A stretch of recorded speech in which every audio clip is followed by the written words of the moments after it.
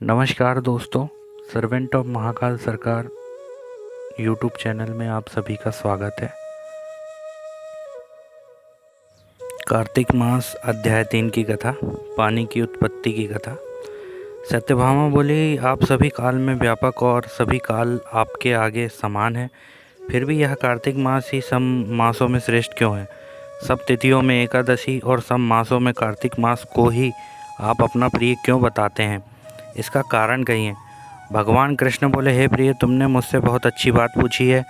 सुनो, मैं तुमको इसका कारण बताता हूँ, ध्यान से सुनो। इसी प्रकार एक बार महाराजा बेन के पुत्र राजा पृथु ने प्रश्न के उत्तर में देवर्षि नारद से प्रश्न किया था और श्री नारद जी ने उसे कार्तिक मास की महिमा बतलाई थी। राजा पृथु के प्रश्न के उत्तर में देवर्षि नारद ने कहा था, हे राजन, एक समय शंख नामक एक राक्षस बड़ा बलवान और अत्याचारी हो चुका था। उसने अपने अत्याचारों से तीनों लोगों को कंपायमान कर दिया था।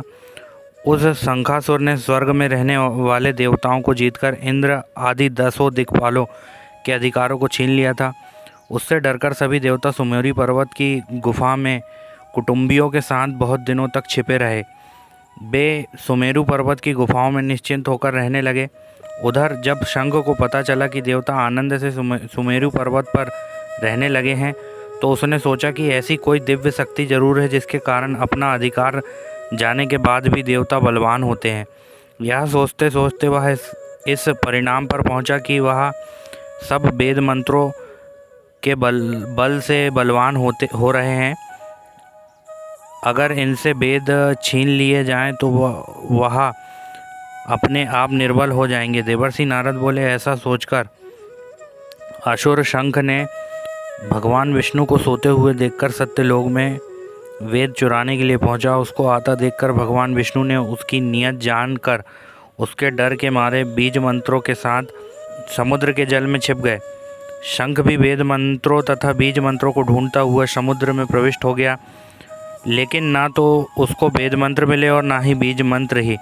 जब शंख समुद्र से निराश होकर वापस लौटा तो उस समय श्री ब्रह्मा जी पूजा की सामग्री लेकर सब देवताओं के साथ भगवान विष्णु की शरण में पहुँचे और भगवान विष्णु को गहरी नींद से जगाने के लिए गाजे बजाने लगे और धूप गंध आदि से बार बार उनका पूजन करने लगे।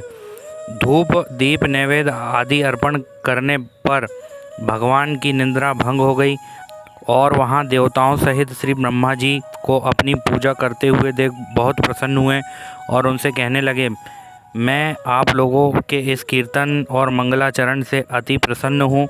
आप अपना अभिष्ट वर मांगिए, मैं अवश्य प्रदान करूँगा।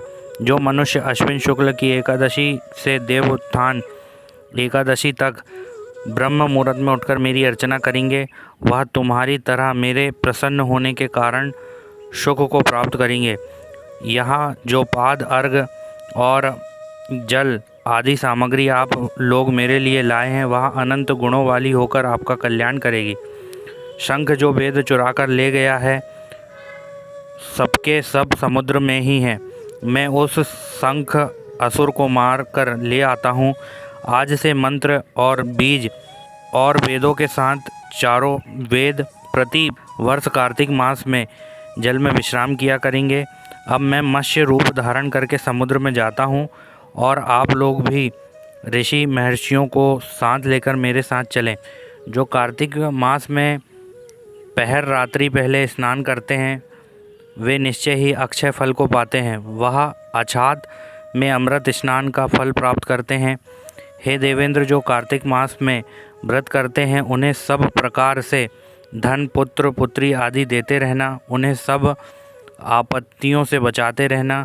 धनपति कुबेर, मेरी आज्ञा अनुसार तुम उनका धन धान बढ़ाते रहना, क्योंकि इस प्रकार का आचरण करने वाला प्राणी मेरा रूप धारण करके ही जीवन मुक्त हो जाता है। जन्म से लेकर मृत्यु पर्यंत जिसने विधि पूर्वक यह उत्तम व्रत किया है, वह आप लोगों का भी पूजनीय है। आप लोगों ने मुझे कार्तिक शुक्ल एकादशी तिथि को जगाया है, इसलिए यह एकादशी मान्य है और मुझको बड़ी प्रिय है। हे देवताओं, यह दोनों व्रत नियम पूर्वक करने से प्राणी मेरे समीप पहुँचते हैं। इन व्रतों के करने से जो फल मिलता है, वह अन्य व्रतों से नहीं मिलता।